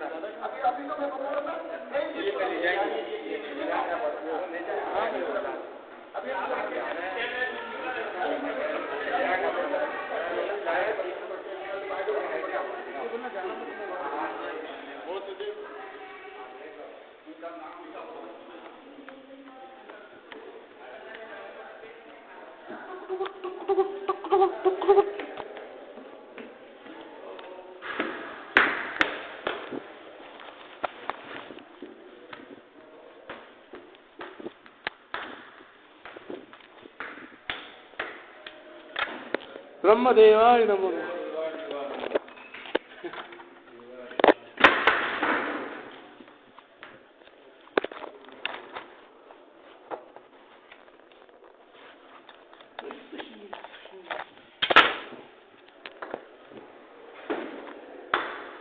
एक और नेट ला।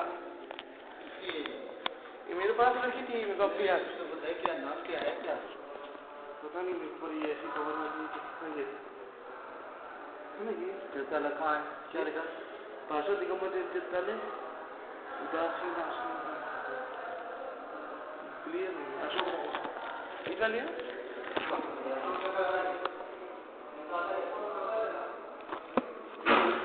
ये अशोक नगर में